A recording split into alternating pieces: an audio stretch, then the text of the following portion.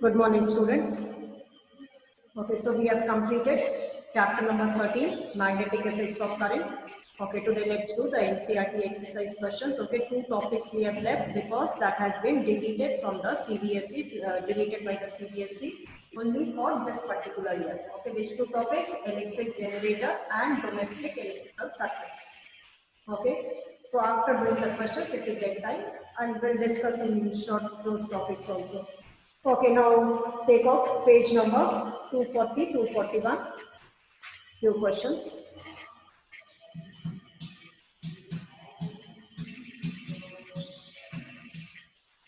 Okay, question number 1 is, which of the following correctly describes the magnetic field near a long straight current carrying wire? The first option is, the field consists of straight lines perpendicular to the wire.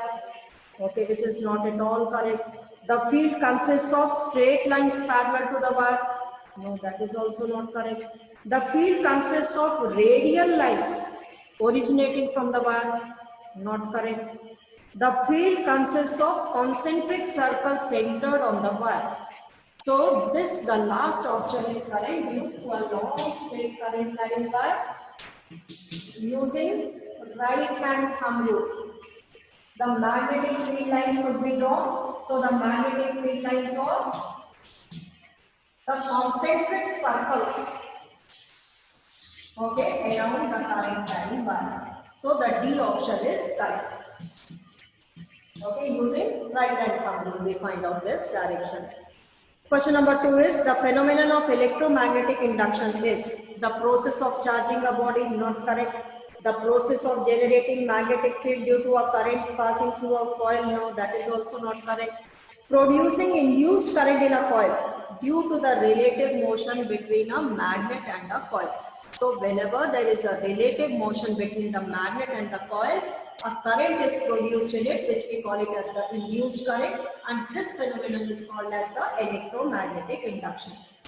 Okay, so second question, C option is correct. Okay, then question number 3, the device used for producing electric current. Okay, producing electric current generates electric current. So what it would be? Generator. And what is it generating? Electricity. So it is called as the electric generator. So the device used for producing electric current is generator, which is the A option. So A option is correct. B is galvanometer. Galvanometer is a device which detects the electric current in a circuit. Okay. And the third option is emitter, which measures the electric current. Motor, which converts electrical energy into mechanical energy. So the device which generates the electric current is generator. Okay, question number 4, the essential difference between an AC generator and DC generator. Okay, this topic has been deleted, so no need to do this part. Okay, anyhow we are going to discuss over here difference between the AC generator and DC generator. Okay, alternating, AC is alternating current. Alternating current with the time, the current continuously varies. Okay, and periodically it is reversing its direction. Periodically it is reversing its direction. Such a current we call it as the alternating current. DC current, direct current, that is the steady current, in which with the time the current is steady, that is the value of the current is not changing. If 2 amperes current is flowing, it will be equal. With the time, it will be 2 amperes only. So this is DC current. Okay. So this type of current is called as alternating current. This type of current, steady current, is called as DC current. Okay. This is not in your course. Okay. But the question, as it's given over here, so we are discussing. Okay. This part has been deleted by the CBSE for this particular year. Okay. Anyhow, we'll discuss. The essential difference between AC generator and DC generator is, the correct option is the last one. AC generator has slip rings, whereas the DC generator has commutator. Okay, the ends of the coil will be connected, like in the motor also we have discussed the same way. Here also the ends of the coil, if they are connected to some cylindrical metal rings, This we call it as the slip rings. Okay, this will be in contact with the brushes. Okay, so these are called as the slip rings. Whereas split rings in a DC generator, split rings are there. Split rings, one ring is split into two equal parts. That we call it as the split rings. So DC generator has split rings, AC generator has slip rings. Okay, so which option is correct? The last option, D option is correct, but this question is not in your course. At the time of short circuit, okay, this is also not there, but you should know what happens to the current. It increases heavily, okay, at the time of short circuit. Whenever the short circuit occurs, the current increases heavily. So that is why such a phenomenon we call it as the short circuit. Okay, again this fifth question is also not in your course. State whether the following statements are true or false. An electric motor converts mechanical energy into electrical energy. Electric motor, which energy it converts into other? Electrical to mechanical energy. But here what it is given? Mechanical to electric. So it is incorrect. So this statement is false. Okay, what should be the correct statement? Electric motor converts electrical energy to mechanical energy. B is an electric generator works on the principle of electromagnetic induction. Okay, electric generator, again it is not in your course. Okay, so we won't do this topic. Electric generator, yes, it is working on the principle of electromagnetic induction. Okay, but this is not in your course. Generator has been removed for this particular year. Okay, then C is the field at the center of a long circular coil carrying a current will be parallel straight lines. Yes, due to a circular current carrying wire, these are the magnetic field lines, and at the center they appear as if they are going inwards. So they are parallel straight lines. The arcs become very, very large of the circle. So it appears as if the lines are parallel to each other inwards. So they will be parallel straight lines. It is absolutely correct. Then the D is a wire with a green insulation is a live wire. Okay, again this part it was in domestical electrical circuits. This has been removed. Okay, but you should know, okay, whenever you take out any wire, you will see that there are three wires inside. One is of the red insulation, the other is black insulation, and the third one is green insulation. The one which is having red insulation is the live wire. The one which is having black insulation is the neutral one. Okay, and the one which is having green insulation is the earth wire.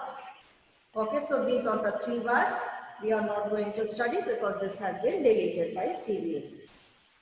Okay, list three sources of magnetic fields. What are the three sources which produce magnetic field? A bar magnet. Bar magnet produces magnetic field. So what is the source? Bar magnet. A long straight current carrying wire, it also has magnetic field around it. So a long straight current carrying wire.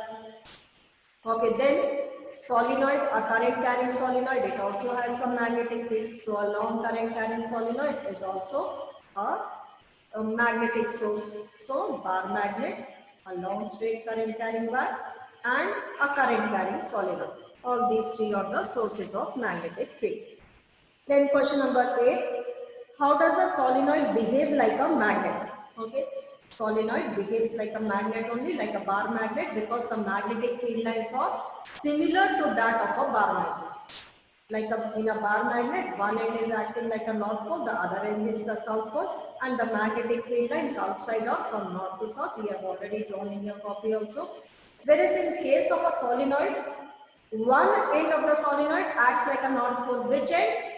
Looking from that face, if the current is in the anti-clockwise direction, that face will act like a north pole. Looking from the other face, if the current is in the clockwise direction, that end will face like a south pole. Okay, and the magnetic field lines will be similar to that of a bar magnet. Okay, like if you suspend the bar magnet, one end is always pointing towards geographic north, which we call it as the north pole of the magnet. The other end is pointing towards geographic south, which we call it as the south pole of the magnet. The same way, a current carrying solenoid, when it is suspended freely and displace it will come to rest at the same position.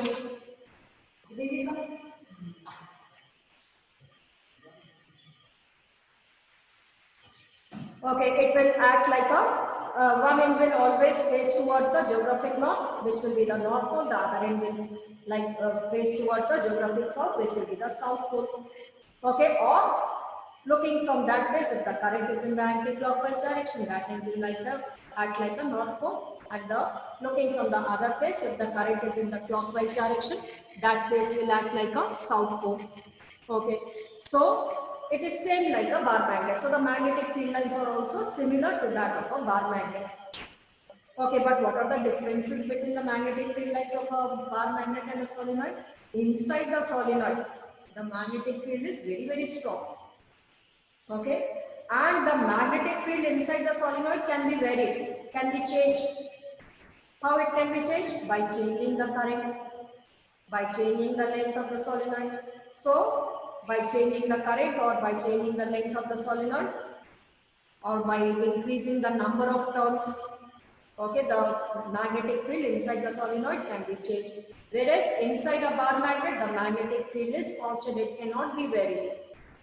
Okay, also the polarities of the solenoid could be changed. Whereas that is not possible in case of a bar magnet. The end which is not, that will always act like a north pole of a bar magnet. But in case of a solenoid, if you change, reverse the direction of the current, the end which was acting like a north pole, now that end will become like a south pole and the magnetic field lines will be reversed. Okay, can you determine the north and south poles of a current carrying solenoid with the help of a bar magnet? Yes, you bring the magnetic compass needle or a bar magnet close to it. Okay, you will see that the south pole will be attracted towards one end of the coil. That end will be acting like a north pole. Okay, bring the bar magnet to the other side. North pole will be attracted towards the south and south will be attracted towards the north. When is the force experienced by a current carrying conductor placed in a magnetic field is largest? Okay, question number 9. Whenever we know that whenever a current carrying wire is placed in a magnetic field, it experiences a force. Okay, any current carrying conductor placed in a magnetic field experiences a force, and this force is, we have already discussed, is directly proportional to the current, is directly proportional to the length of the conductor, and is directly proportional to the strength of the magnetic field. Okay, and when will it be largest? When the current and the length of the conductor, when the current and the magnetic field are perpendicular to each other. Okay, the current flowing through the wire is perpendicular to the magnetic field, then the force will be maximum. Okay, so when the current is perpendicular to the current flowing in the conductor is perpendicular to the magnetic field, the force will be maximum. That is, theta should be equal to 90 degrees. I think we have already discussed. This force is also directly proportional to sine theta. Okay, and when theta is equal to 90 degrees, sine 90 is 1. So the force will be maximum. And what is this theta? Theta is the angle between the current carrying conductor and the magnetic field. Between I and T is the angle theta. So when theta is 90 degree, that is, the current flowing through the conductor is perpendicular to the magnetic field. Okay, question number 10. Think you are sitting in a chamber with your back to one wall. An electron beam moving horizontally from back wall towards the front wall is deflected by a strong magnetic field to your right side. Okay, so what is the direction of the magnetic field? First of all, which rule? Force is given, magnetic field you have to find out, the direction of the magnetic field you have to find out. Okay, and an electron beam is moving, it means the conventional direction of the current will be opposite to the electron beam. Okay, so in whichever direction the electron beam is moving, opposite to that will be the conventional direction of the current will be I. Okay, so which rule? Fleming's left hand rule. Okay, now let's see. An electron beam is moving from back wall to the front wall. Okay, now imagine that you are sitting in this classroom. You have already seen your classroom. Okay, from class 1 to 9, nursery to 9th, you have visited to the school. Only this year, due to COVID, you are studying from home. Okay, now imagine you are sitting in the classroom. Okay, so this way you sit, back wall, this is the front wall. Where the board is there, that is the front wall. I am facing towards you, the directions will become different. Okay, so we'll imagine that you are sitting in the classroom this way. Okay, so wherever the board is there, this is the front wall, and the wall which is behind you, that is the back wall. Now it is given that the electron beam is moving from, let's read the question once again, electron moving horizontally from back wall towards the front wall. Okay, back to the front wall is the electron beam moving. So the direction of the current is perpendicular to this plane of the board outwards. So this is the direction of the current. This duster. Okay, coming outwards. This is the direction of the current. Okay, imagine you are sitting in the class. The wall which is behind you is the back wall. This board is the front wall. Okay, and the electron beam is moving from back to the front. So the conventional direction of the current is from front to the back wall. So this is the direction of the current. Okay, one thing you came to know. Okay, then given ahead that is deflected by a strong magnetic field towards your right side. Okay, and the force experienced by this conductor is towards right, and we have to find out the direction of the magnetic field. You are sitting like this, so this is your right. So the force is experienced in this direction. This is the direction of the current. Okay, I outwards. This is the force. Now here we have to find out the direction of the magnetic field. Okay, so we know that which rule?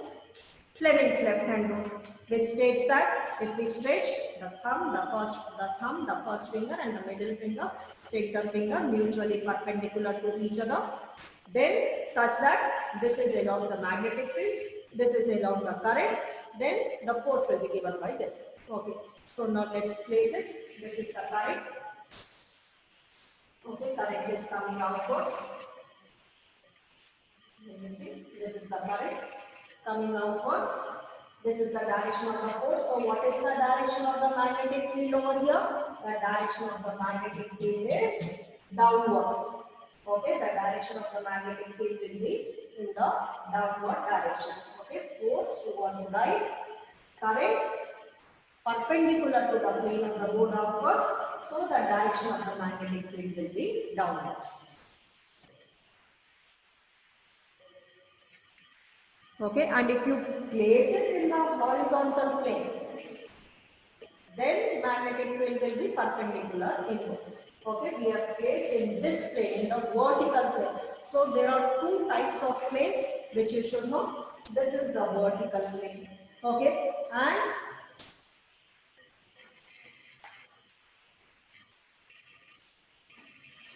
this plane we call it as the horizontal plane. So this is the horizontal plane. This is the vertical plane. So here we have considered the vertical plane. This will be the horizontal plane. If you draw all these lines in the horizontal plane, okay, then the direction of the current will be here. Then the magnetic field will be perpendicular inwards. Okay, draw in this plane, magnetic field downwards. Draw in this plane, magnetic field will be perpendicular inwards. Okay, one and the same way. So it depends which plane are you discussing. So this plane of the board, as you can see, is vertical. So this is the vertical plane. When you draw it in your copy, you keep the copy horizontal. So this will be the horizontal plane. Then you can say that the magnetic field is perpendicular inwards. Okay, this is the direction of the current. Direction of the current, direction of the force, magnetic field perpendicular inwards. Okay, so you can, in that case, you can write down when you are drawing on the copy, you can write that magnetic field perpendicular inwards. Drawing on this plane, magnetic field downwards. Okay, now I think it's clear. Okay, then question number 11, draw a label diagram of electric motor, explain its principle, working, what is the function of the split ring in an electric motor.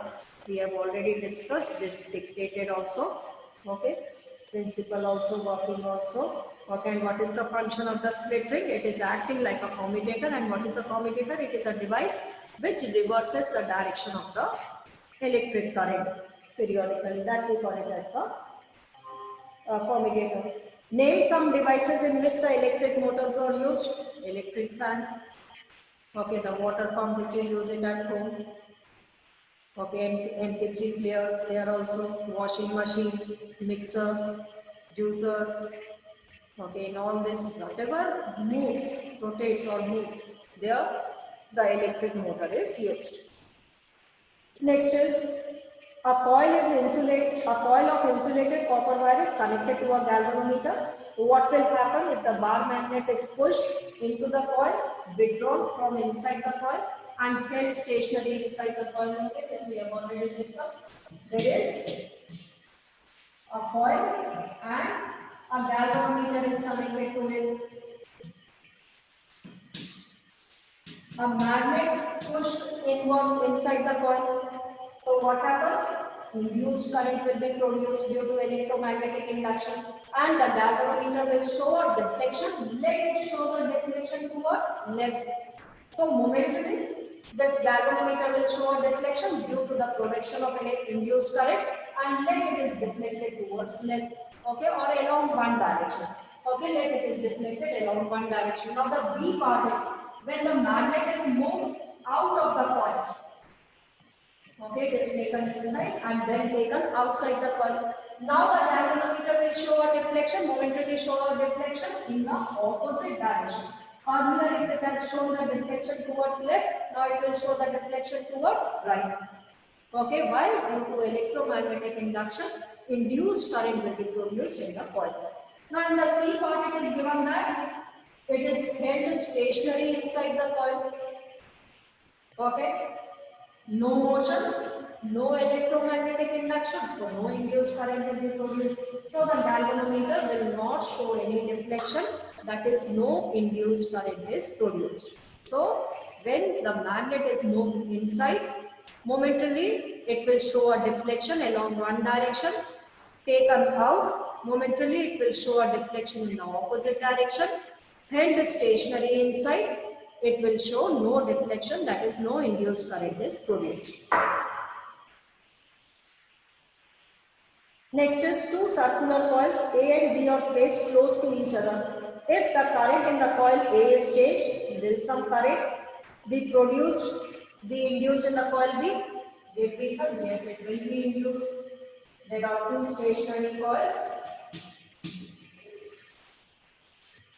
One is connected to a battery and the B, and let the current is increased, and the other is connected to a galvanometer to see whether the galvanometer shows a deflection or not. If it shows a deflection, it is the induced current is produced. Okay, now the current is changed in this coil.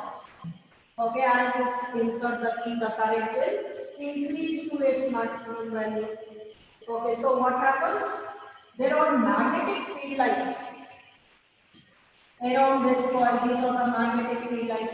Okay, as the current increases, the magnetic field lines also increases. So this coil is along the axis of this A coil. This is coil A, this is coil B. Okay, so the magnetic field lines across this coil B also increases. So the galvanometer will show a momentary deflection.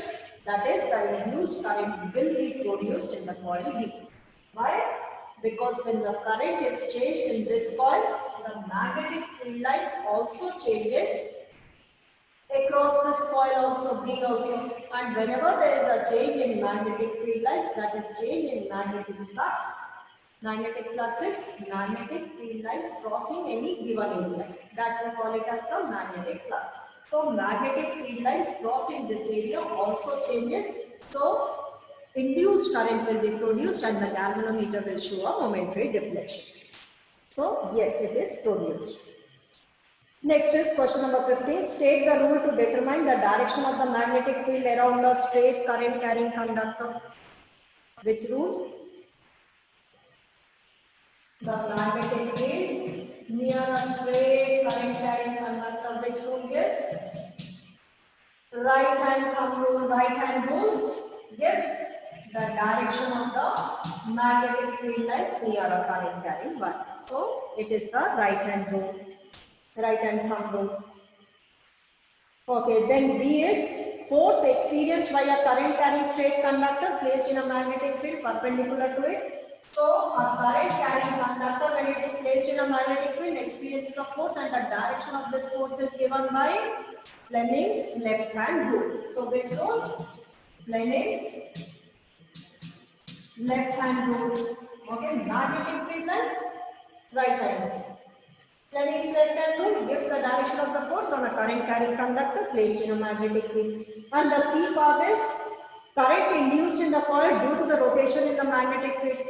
Okay, current produced due to the rotation of a conductor in the magnetic field. That is induced current is produced. Which phenomenon is this? This is the electromagnetic induction, and the direction of the induced current is given by Fleming's right hand rule, which states that